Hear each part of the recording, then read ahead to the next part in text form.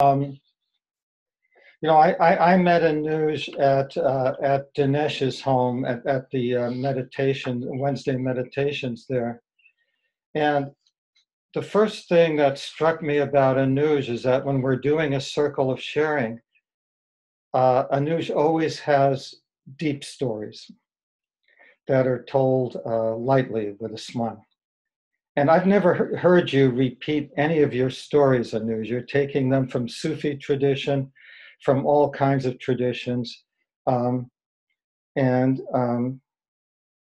so what I learned about Anuj is that he sort of drinks very deeply from the well of the spiritual journey from all kinds of traditions. He's been a monk, a Protestant Christian brother, a martial artist, musician, storyteller, tech worker, and he's the guy behind a lot of the sound systems that allow us to hear each other within the service-based community. He's been on the Sufi path, and people look to him in the community as a spiritual example of being on the journey. So Anuj, thank you again for agreeing to anchor this conversation. So let's see, I'm just doing a technology thing. I'm trying to get your face to show up big on my screen, but that's not happening. So you're going to be the same size as all the rest of us on this recording. Surprise, surprise. So I guess my first question to you, Anuj, is tell us about something that you'd like to share, perhaps about your childhood and how you came to be aware of a calling to be connected with something greater than yourself. How's that for a simple starting question? That's yeah, that's a good question. I don't know simple, but it's definitely profound. I'll start with saying that a lot of what I do today, from the volunteer work and sound, my mentor is in the room, so I better be very humble. Dinesh Uncle, who has given me the keys to the sound system, and let me run that with all the faith and good heart. So very grateful. Very grateful. By the way, I didn't say that. I've asked Anuj if he would share with us some music at some point during this hour. He is a singer. So at some point when he feels the calling, we may hear some music. Okay. Anyway, continue, please. So childhood and calling. I was quite notorious as a kid, mischievous, doing things. I would not go to school. I hated going to school when I started going to school, and I had enough strength to jump off and get away from it. I would. So there was this a three-wheeler that would come in the morning to pick us up to school, and there would be about 15 kids sitting in there.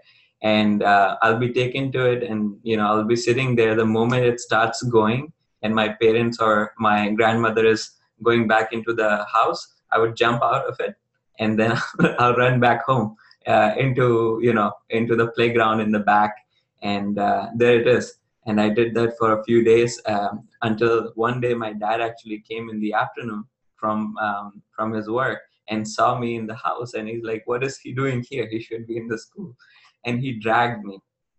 I remember crying, and he dragged me with him on his vehicle to school, and he left me there. And since then, I had a few days of crying spells, but I started enjoying school.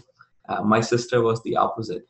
So the calling actually didn't come until calling or kind of having a sense of goodness until some time. Right around ninth or 10th grade in my life, I started getting more serious about things that are less violent to others, And I think that was about time when I was already learning martial art for about 4 or 5 years. So I already had some experience of violence from the perspective of, getting into fights and things like that. And I was seriously thinking, this is definitely not it. Sure, you can be more powerful by learning an art, but this is not gonna bring me happiness. Neither will it bring happiness to anybody else. And around that time, my dad taught me to do a certain practice, which was he would just play a few prayer songs, and he would leave it running in the house without like saying anything to me. And I developed an ear to listening to those songs. And when he would not play it, I would miss it. And back in the day, it was just cassettes, so you cannot go on the internet or any of that, right? So I'll be like, "Can you play that again?" And then he would play it at night for me, so I would go to bed with it. And it was that song I still remember that got me closer to starting to think about doing something different than what I was doing. And so what I would do is every day I was very close to a few temples. My house is situated in a village which is very close and surrounded by different temples and mosques and church. And then there is the Sikh Gurudwara. So there are like this interfaith surrounding. So I decided that I'll go to a temple. And I felt very resonant back in the day with this monkey god in India, the wind god Hanuman. So I would go and just sit in the temple and look at him for a long time. And I felt like I've been seen, because I'll see the image and or the idol, and then I'll get that same feeling back that somebody is looking at me with intensity. I've been seen. Um, and then I'll repeat the prayer that I learned that would be playing in the house, and that become a ritual.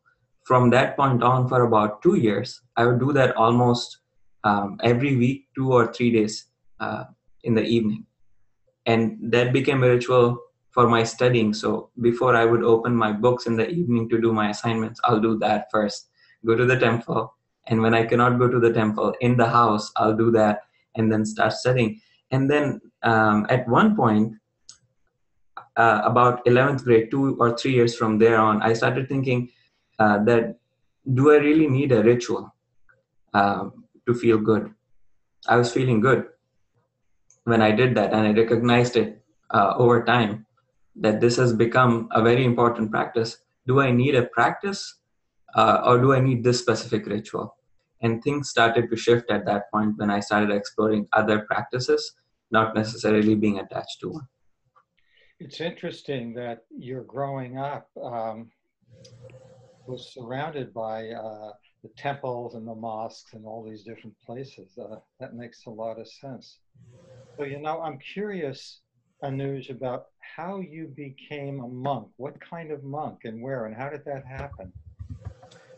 I left home to go to college for studying engineering.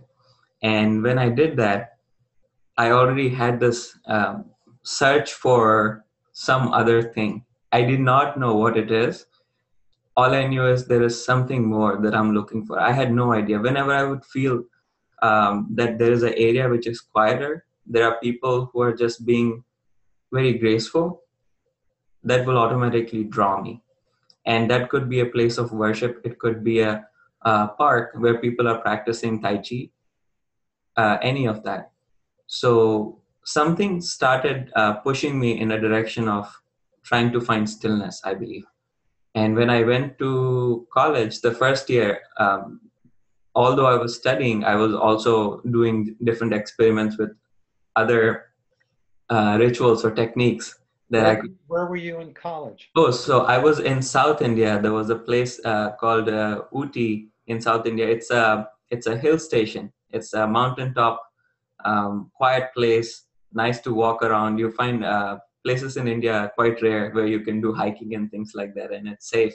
So I was very blessed to have a place like that where I can go study. And there I found a place called a Ramakrishna Mission. It's an ashram. It's a Vedanta which is an Indian tradition-based monastery and organization, which was started by Swami Vivekananda. And he was the student of Ramakrishna, and that's how the name came, Ramakrishna Mission. So I still remember it was a search for me because again, internet was not that easy in those days. So somehow I got some address, but I was not sure where I was going. And after almost 3 or 4 hours of search in a tuk-tuk rickshaw, the three-wheelers in India, I came to a point where it was getting dark. The guy was telling me, we need to go. You don't know where you are. You're lost. I was quite out of the town. And I kept feeling that, no, I'll find something. I feel like there is something very near. There's something very near. And then in a very mystical way, dark in the evening, we landed on, after asking a lot of people, this quiet spot outside of a door. And I could hear a very gentle kind of song playing in the background of people, singing or clapping or something like that. And I felt drawn. I said, can you stay here for a few minutes? He's like, I'll be, but I'm not going to stay for too long. So if you go in, you may not come, you'll not find me if you come out. And I was ready to tell him that, sure, for some reason, something told me it's fine. It's all fine. Just go in. Don't worry about this. And I remember going in there, being in complete awe, listening to their evening arti, which is a prayer in Sanskrit.